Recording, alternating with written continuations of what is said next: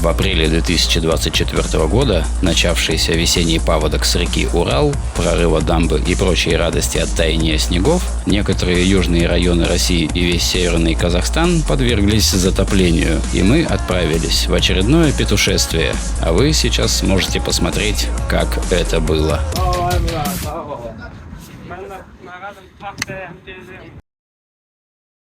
Здорово, неустановленные! Сегодня мы находимся в городе Ставрополь.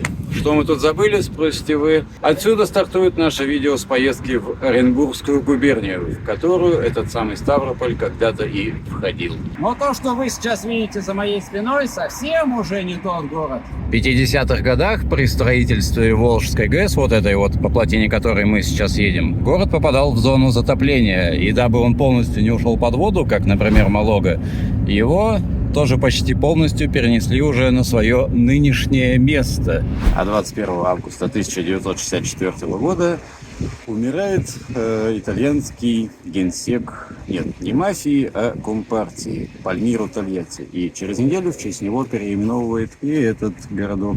Хоть лидер итальянских коммунистов и не имел никакого отношения к этому городу, название присвоили, скорее всего, в качестве извинения за внезапную смерть этого самого лидера во время посещения детского лагеря Артек. Но тем не менее... Так он и называется до сих пор. И при этом имеет несколько неофициальных названий. Русский Детройт, Автоград или просто автомобильная столица России. А все благодаря вот этому Волжскому автомобильному заводу, крупнейшему автозаводу в СССР на момент появления в 60-х совместно с итальянским Фиатом. И на детище этого завода мы отправляемся отсюда на юг, в город Оренбург, который недавно пережил сильнейшее наводнение. Погнали!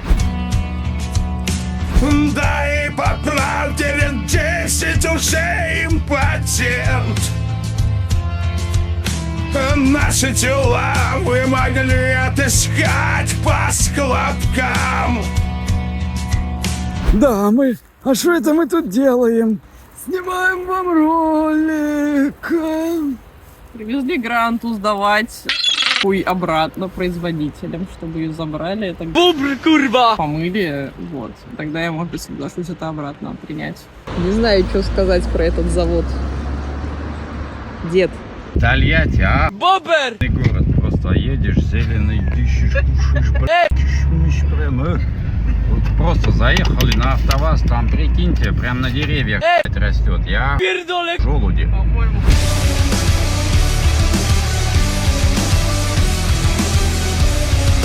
Короче, мнение у меня о Тольятти пока никакого не сложилось. Напоминает какой-то полуминск, полу-что-то. Вот. Не очень весело, но если любите фоткать панельки, то, наверное, да. Каков тебе Тольятти на данный момент? Не таков уныл. Немножко похож на Обнинск. Внезапно мы оказались в загадочном населенном пункте с названием Бузулук. Здесь что-то когда-то происходило, но мы об этом ничего не знаем. Либо мы можем узнать у человека, который знает все.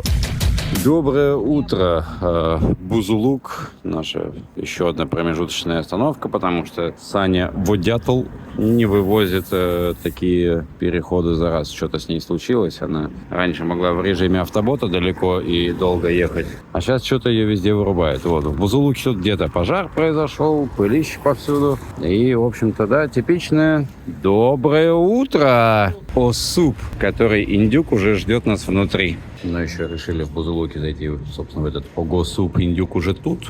Вот это вот все стоит 2 кусочка хлеба, солянка и запеканка 165 рублей. А энергия и кипяток, мы надеемся, бесплатно. Оренбург, поберегись. Тебя ждет самый конченый репортаж о себе.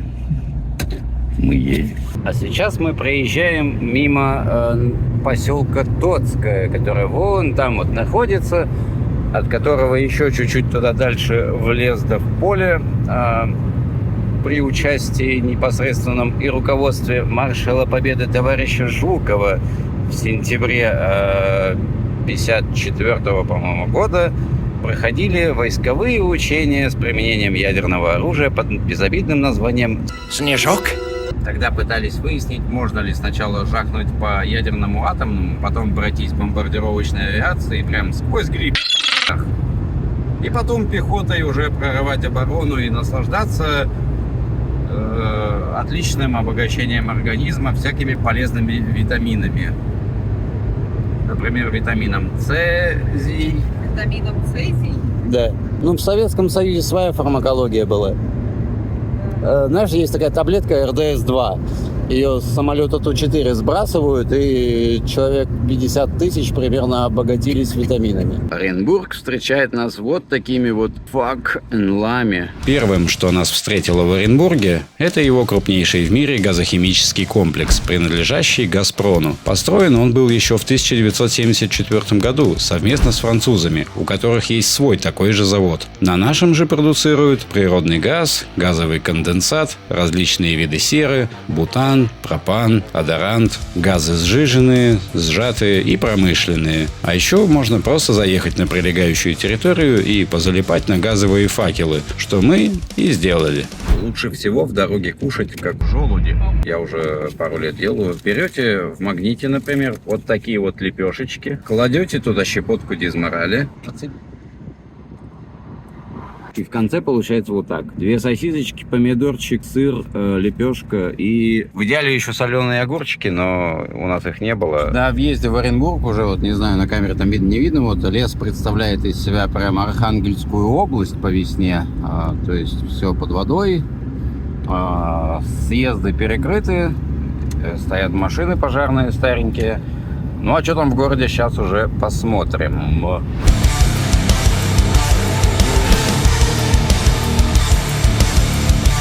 Но один из съездов оказался не перекрыт, ну или перекрыт вот такой вот кучей. В силу отсутствия просто тут дороги, ну и как бы вот сами видите, это просто водный, так сказать, лес аттракционов.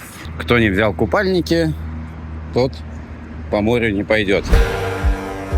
Но по морю не пошли и мы, ибо жопщины почему-то не возжелали плавать по лесу в поисках грибов и плавающих клещей, а потому была предпринята попытка порвать штаны и, возможно, что-то еще на заборе. Вообще на раз-два. Они есть с более глубокими Да. ячейками. Я не могу поставить. Да, забор мы не смогли преодолеть из-за тупо скользящих ног, и поэтому пошли по параллельному действующему, дабы посмотреть хотя бы со стороны. Вот на въезде еще идем по более отремонтированному мосту, а здесь еще, видимо, еще старый советский раздолбанный мост, тоже автомобильный бывший.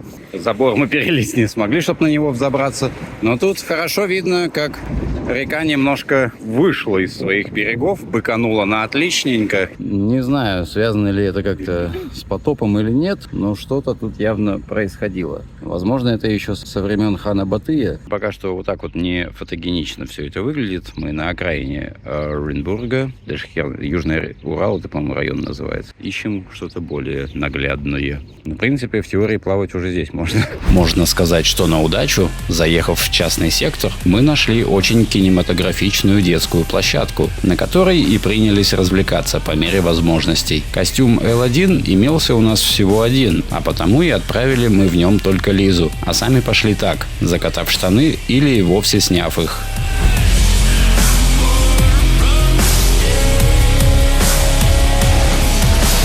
Первое плавание отправляется тот, кого больше всех не жалко. Лиза проверяет целостность нашего плавательного костюма. Второй экипаж по мере важности на нашем борту, водитель Гранты Алехандро, тоже отправляется на дно, так сказать, социальной лестницы.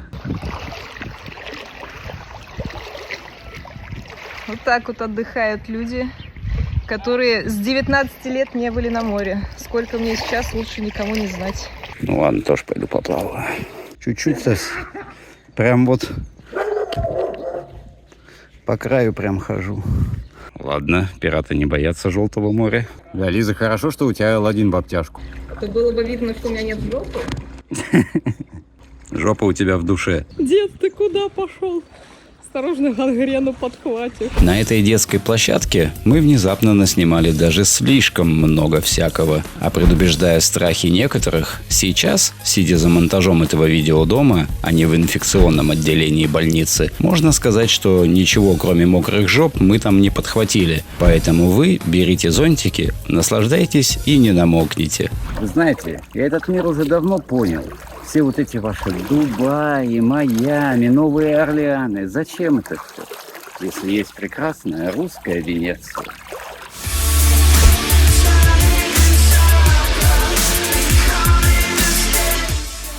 Уже на выезде из этого района, а выезд из-за железной дороги тут по сути только один, стоят полицейские и проверяют машины на предмет вывоза мародерской собственности. Осмотрев и переписав нас, достаточно культурно и вежливо побеседовав, нам было предложено поволонтерить в качестве разнорабочих, так сказать. Но узнав, что это проходит через некоторый бюрократический адок, мы уехали в центр города, чтобы ознакомиться с обстановкой там.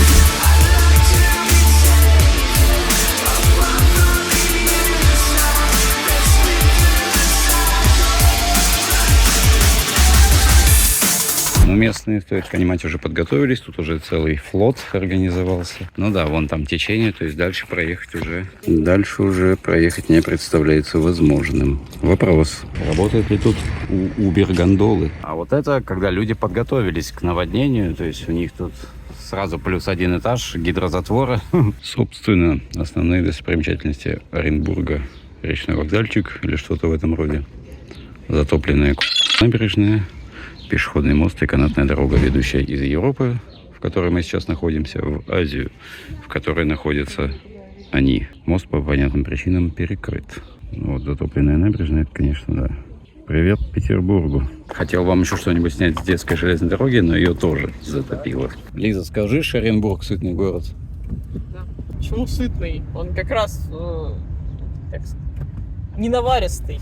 Но каким бы Оренбург ни был, мы на тот момент так и не знали, сможем ли мы осуществить главную затею с бульоном и байдаркой в этом городе. А потому искали на Google-картах с включенным рельефом наиболее подходящие места. Так, например, и нашли частный сектор с детской площадкой, посещенный ранее, не без помощи отмеченных перекрытий дорог на Яндекс.Картах. И в итоге остановились на варианте прямо в центре города, у русла реки. Дабы защитить вот эти дома, по-бырому соорудили вот такие вот обвалованные стены, скажем так, мини-дамбы.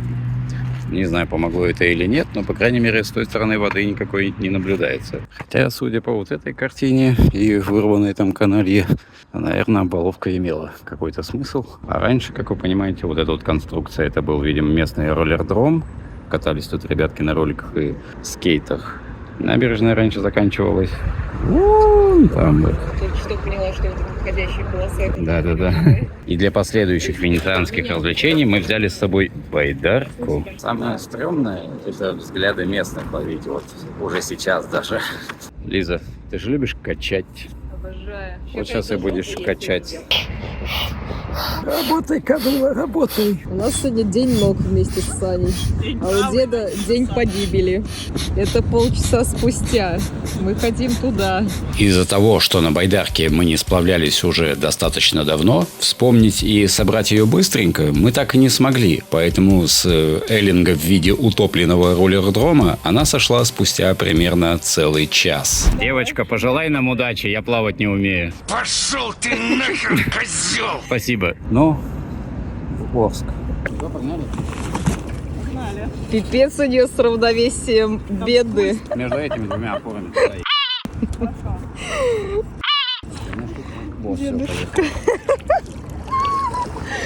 Мы плывем.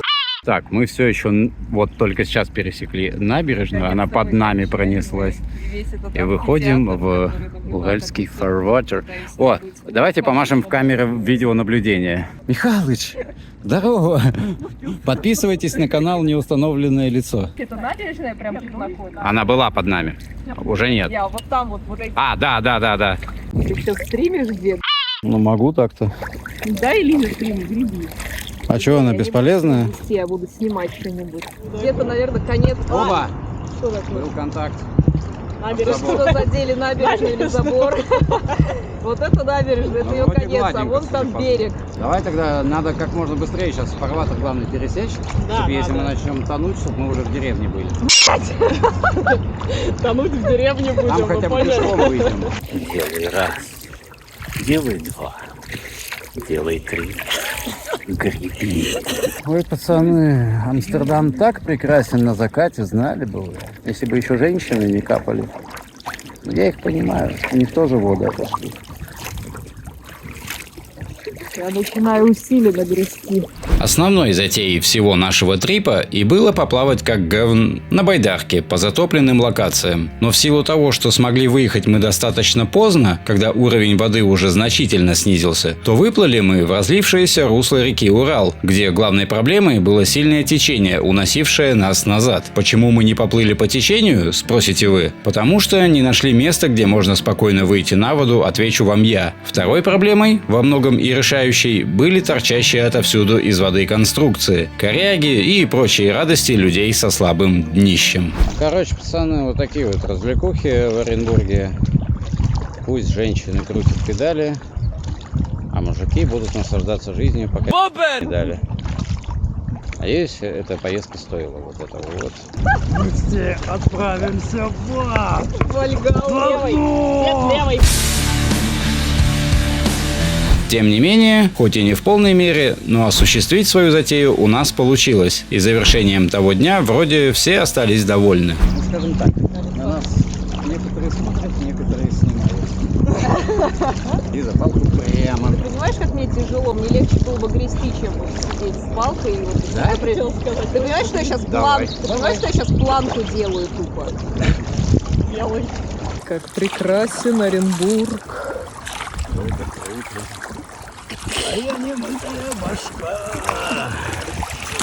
Сегодня помоемся, я так рада. Медленно, но верно, мы подошли к одному любопытному зданию возле пешеходного моста. И здание это не что иное, как прекрасный вокзал детской железной дороги города Оренбурга. Теперь, наверное, здесь могут ходить только речные трамвайчики. Ну или паровозики Томасы, которые смогут плыть. Вот, дети ликуют, я считаю. Добрый вечер. Как ваши дела? Это хорошо. У вас там как, подвал-то не затопило? Ну вообще прекрасно. А железку будут восстанавливать потом? О, это хорошо. На экране вы сейчас видели вокзал станции Комсомольская Оренбургской детской железной дороги, которую тут открыли в далеком 1953 году. В своем составе она имела 4 станции, одну из которых, Пионерскую, впоследствии в нулевых закрыли и забросили. Остальные же, Дубки и Кировская, располагались в лагерном комплексе для детей, куда мы, к сожалению, не доплыли. Ни в этот раз, ни на следующий день. А детских лагерей там очень даже много, и заброшенных тоже. И судя по тому, что мы видели за это время, скорее всего, там тоже все было затоплено. Из отличительных особенностей этой железки она проходит вдоль русла реки, и одна из станций находится практически в центре города и дополняет собой столь незначительный туристический потенциал этого самого центра. Так, ну и, собственно, основная достопримечательность туристическая Оренбурга – это пешеходный мост и канатная дорога с 2 станциями – Европа и Азия. Мы сейчас на европейской стороне, предлагаю отправиться в Азию. 220-метровый металлический подвесной пешеходный мост, построенный еще в 1982 году и служащий сейчас переправой для людей с высокого берега, где находится историческая часть города, на сторону низкого берега, где различные одноэтажные постройки и парк. Также мост, как и канатная дорога, является связующим звеном между Европой и Азией, хотя эту границу мало кто признает, потому что их великое множество. Ну это просто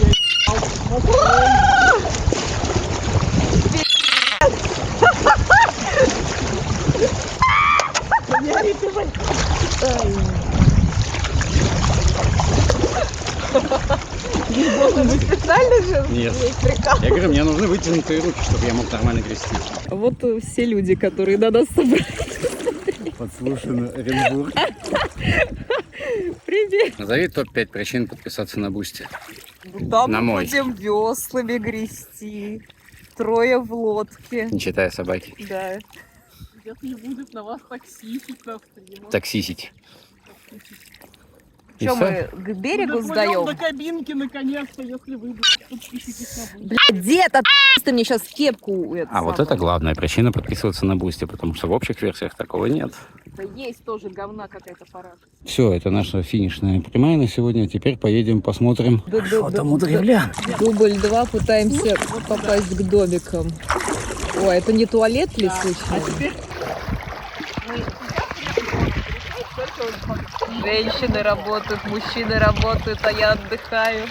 Мы сейчас просто по течению идем и ничего не делаем. За ночь пересекаем границу, и мы в Уральске. Из русла реки мы свернули в Зауральную рощу. Местный центральный парк культуры и отдыха, проще говоря, где Лиза вышла на мост, дабы немного прогуляться по доступной суше. Знаешь, такой по Оренбургу, ходишь по мостику, идешь в парк развлечений, а тут... Oh shit, I'm sorry. А, то есть ты куришь в лодке, в надувной, а меня вы высадили сюда курить. Ты идешь прямо на коне головой, дед. Да. Я сейчас нахожусь на памятнике Оренбурга. Это вот этот мост, который сейчас полностью затоплен. Я единственный человек на этом мостике. А здесь вокруг парк развлечений. Тут трибуны какие-то. Ну и все, в принципе. Я больше ничего не могу рассмотреть. Оу май!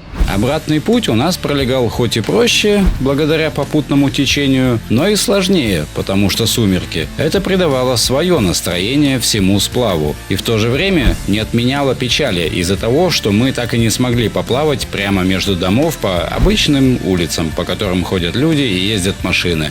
В генералогическом плане этот город очень даже хорош. Смотрите, какая романтика. Фонари горят, набережная, люди гуляют, а мы плывем. Да у них там скучно все. Вот у нас... Злая ирония. Новая набережная города, сделанная совсем недавно и которая должна была стать туристическим местом притяжения и визитной карточкой жителей города, получается, не особо долго-то и протянула. Уже после нашего уезда с ней произошел гидрологический демонтаж. Короче, пацаны, вот такой вот у нас вечерний Амстербург, вечерний Оренбург. Вот.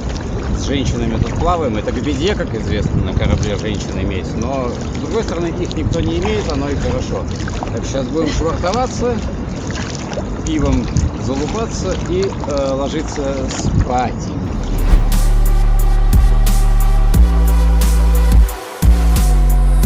Домики!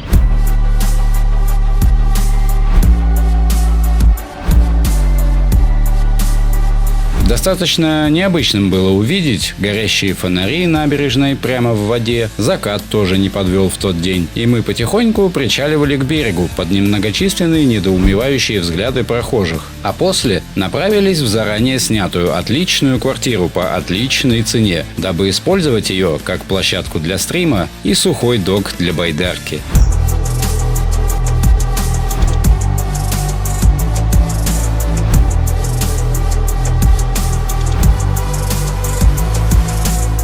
Ну, короче, закончился наш вечерний вояж по вечернему Оренбургу на вот этом флексоходе Тритон 3000. Да, Тритонный 3000. Мама Елизаветы, передаю вам привет с порта Оренбург. Ваша бревнышко Лиза не тонет. И поэтому сейчас будем, наверное, обратно собирать, либо просто продадим где-нибудь местным на Авито. Рекламную кампанию мы сегодня совершили хорошую, а значит, можно флексить дальше. Я считаю, вся эта наверное, заслуживает лайка и подписки. Наше плавание на сегодня подошло к концу. Сейчас мы будем кошмарить всех автолюбителей этого города. Поедем в берлогу, которую могла бы нам оплатить Лиза, но у нее нет Бусти и Патреона, поэтому за нее платят горожане.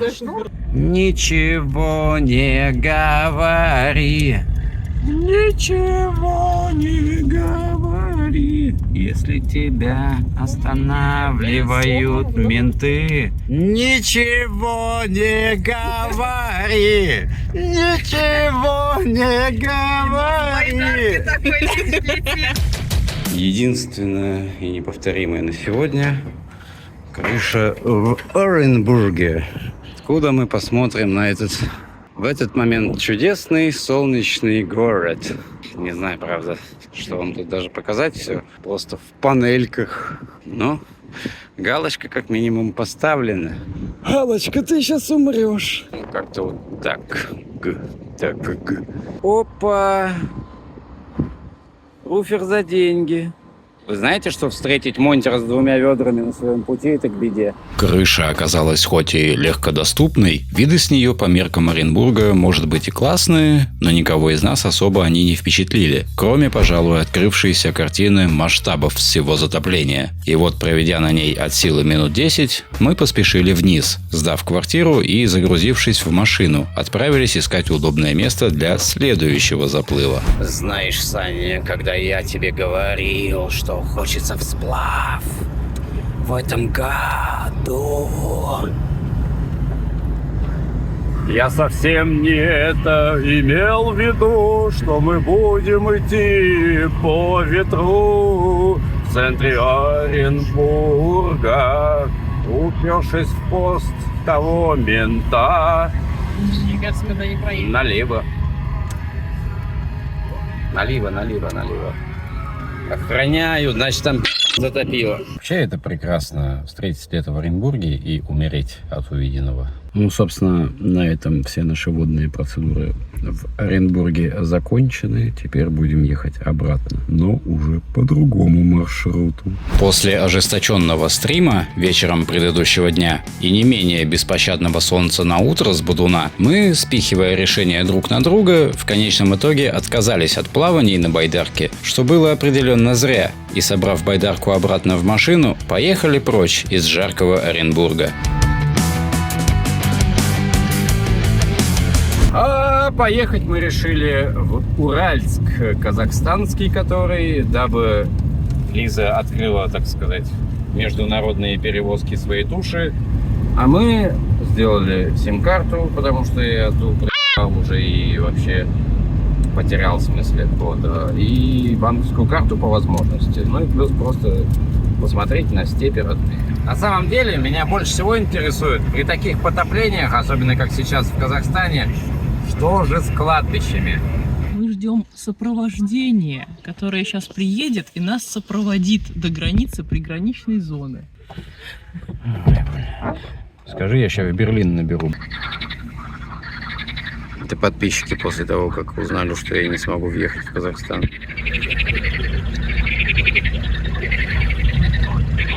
Ну, как вы понимаете, ни мойка от Лизы, ни орущие жабы нам нисколько не помогли, и поэтому добрались по затопленным степям мы лишь до Чапаевска, небольшого городка под Самарой, хотя изначально ехали в казахский Уральск. Но погранцы и дефолтный ФСБшник сказали нам, что дед нынче не выездной, ибо не уплатил $300.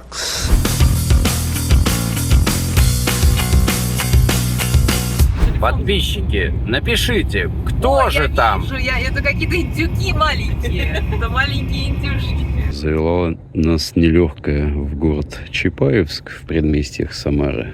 Здесь мы остановились на вынужденную ночевку. А завтра, я надеюсь, поедем все-таки через Саратов уже обратно домой в Москву. С Казахстаном, к сожалению, не получилось. В такой грустной и темной атмосфере прошла очередная наша ночевка в автомобиле капитана Гранта, от которой очень недовольны оказались рыбаки на утро, но им мы можем сказать только Доброе утро, Чапаевск. Посмотрим, как там дела на передке. там уже 7-й день продолжаются какие-то процедуры по накрашиванию.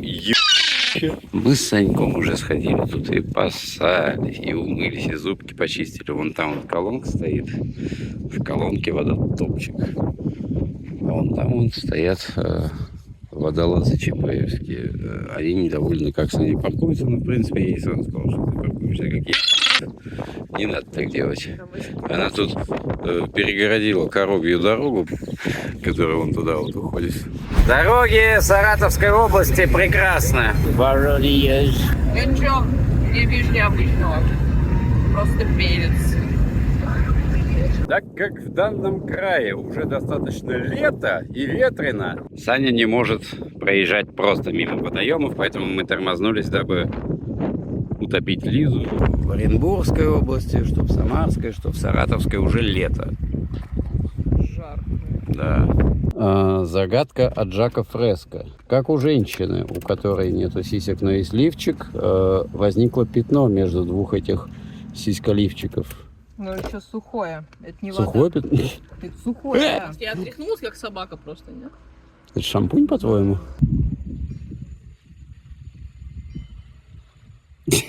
Дабы не ехать обратно той же дорогой, мы решили поехать через Балаково и Саратов, так как никто из нас в этих городах не был, и интерес ознакомиться с ними в экспресс-режиме присутствовал. Да и по расстоянию это не сильно меняло общую картину и планы. Заехали мы в Балаково, город 5 всесоюзных ударных каких-то еще, мать их, строек.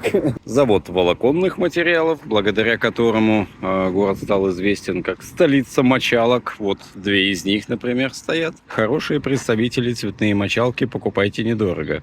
Также Саратовская ГЭС, благодаря которой появилась энергия, чтобы питать эти самые мочалочные предприятия. Растительно-обводнительный канал, чтобы влажненько было и жратан можно было выращивать, чтобы мочалки знали свое место и кушали дошики, например. Завод минеральных удобрений, дабы вся орошаемая почва могла получать тоже питание и приносить питание для человеков. И заключает этот список у нас что? Какая последняя всесоюзная ударная стройка комсомольцев? Ролтоновый завод. Или, иначе говоря, Балаковская АЭС. дабы энергии было еще больше на эти ваши металлургические заводы, минеральные и прочие. А мы куда двинем дальше? В Саратов. Ля у нас машина грязная, и ля тут какая-то уже загородная троллейбусная линия, видимо, до какого-то предприятия в Балаково. Вот мы и в Саратове. Встречает он нас своими типичными пейзажами. Хоть я тут 1,5-шный раз. Первый раз я его проезжал просто транзитом. Ну, сейчас отчасти тоже. Мы едем и научно обсуждаем с Лизой и Саней, скажем так, сферы влияния, границы дозволенности и прочие аморальные штуки. Я считаю, что это осудительно для молодой девушки вешать на впереди сидящем дедушке козюли. Прошу прощения и извиняюсь, если оскорбил чувства верующих. Это не Всратов, это Энгельс. Из-за отсутствия заранее приготовленных мест к посещению и плана в целом, и общей спешки, что в Балаково, что в Саратове, мы останавливались скорее из-за передышки и небольших ознакомительных прогулок, нежели чем посетить какое-то место или залезть в очередную заброшенную сраку.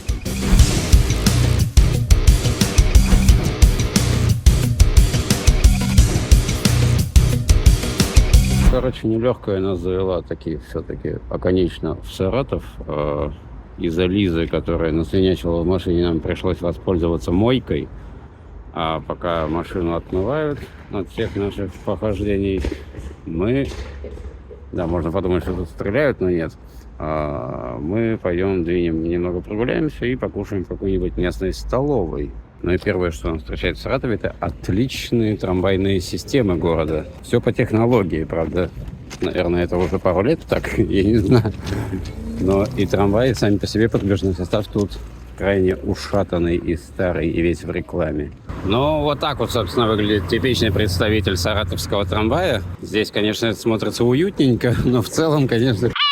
Так представлено архитектурное и историческое наследие Саратова, то есть несколько слоев в одном. Ну и тут на одной из центральных площадей цирк и снаружи, и внутри, и вообще. Я не знаю, где мы и что тут происходит. По местной пешеходной улице мы плавно дошли до места номер 1 к посещению, а точнее столовой номер 1. Вот так вот, обожравшись в столовой, вполне, кстати, годно, можно рекомендовать. В центре с ценами все приятно, выбор тоже нормальный. А нас тут встречает уже закат. И сейчас обратно до машины догуляем, надеюсь, уже отмытый и блестящий.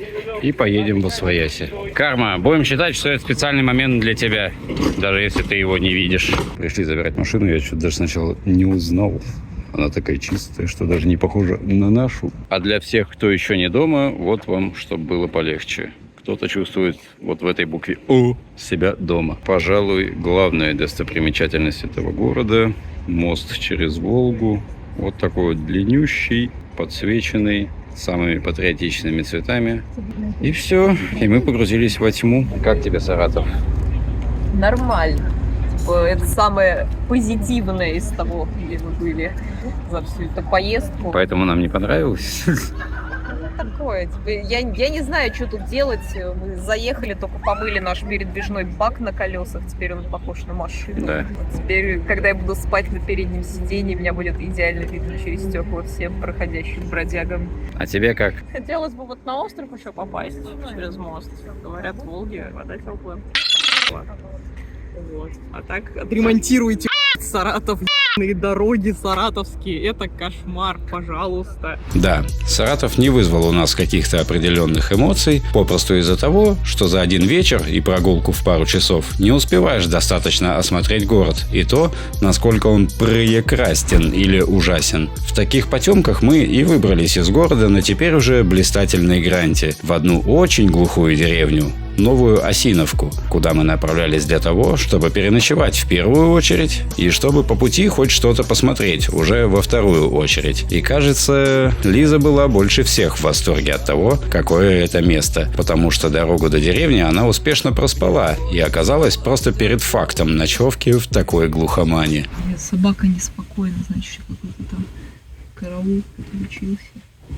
Ты угадай, почему собака неспокойна? Помимо нас какой-то еще более страшный чужак пришел.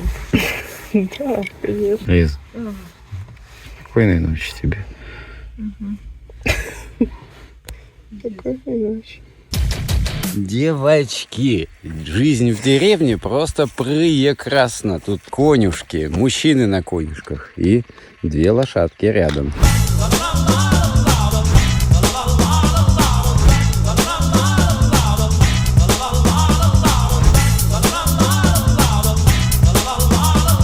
Пока можем порадоваться за Лизу. Она наконец-то постигла все грани путешествий на автомобиле. Сама себе уже жрать готовит, сама спальное место готовит. Ну, правда, все еще не спит, но это не важно. Говядинка подходит. Ну и, собственно, теперь немножко подробнее. Вон там деревня Новая Осиновка. Ночевали мы где-то вот тут вот. Сейчас поднялись на этот холмик. И здесь церковь святого, кажется, Михаила. И, как сказал нам местный дед, единственная в Саратовской области деревянная. Единственная моя светлообращенная. А на все остальные каменные кирхи, наверное, скатаемся в другой раз. Возможно, немножко другим составом, возможно, на немножко другой машине. Короче, про это все в другой раз. А сегодня дерево, пацаны, дерево. Сколько древесины в одном кадре, вы посмотрите. Прямо рядом с церковью еще вот такая вот непонятная какая-то ферма. В общем, мы сюда очень долго добирались. И когда добрались, то поняли, что церковь немного отличается от того, что было на картинке, потому что ее кто-то поджег, судя по всему. Еще там живут котики, только их не видно. Ну и вот так вот она выглядит с другой стороны. Раньше здесь был купол, но, кажется, его немножко снесло, обезбашило. Ну, церквуха, конечно, не Кижи, да и даже не Тверская область. Скромненько все достаточно, и без купола и башни вообще как-то не айс. Ну ладно, хоть такое. В качестве ночевки, в принципе, можно заезжать. Деревянная церковь с покосившейся бывшей когда-то колокольней в таком печальном погорелом состоянии является памятником архитектуры зодчества 19 века, потому что датой постройки является 1871 год. На тот момент в деревне проживало 1000 человек, а вот на данный их уже более чем в 10 раз меньше. Сложено здание из деревянных плах без единого гвоздя, а забросили же церковь в 1934-м, когда по всему Союзу уже гремели религиозные демонтажные работы. С тех пор она в таком с каждым годом ухудшающемся состоянии тут и стоит. До того, как я подписался на этот телеграм-канал, я сидел дома и ходил на работу. После того, как я подписался на телеграм-канал, я не хожу на работу, потому что меня уволили, и не хожу домой, потому что его у меня отняли коллекторы. Теперь я катаюсь по таким местам. А этот парень знает толк в извращениях. Что такое? Я подозреваю, что он мог жить в том кусте. Сейчас как бы жара, и они с палочек не самые. Есть на спине? Прям как в старых добрых традициях в путешествиях с МШ. После каждой остановки надо заехать к любому водоему и скупнуться. Ведь лето, жара. Как хорошо быть потными конями. Ну и вот под определенное настроение и запахи в салоне мы въехали в Тамбов. Хоть в нашей компании уже давно нет мальчиков, а только 3 мужчины, в Тамбов мы захотели поехать. Потому что если туда хочет мальчик, значит мужчина как минимум вожделеет. А если их 3, то и вожделений должно быть тройственно больше.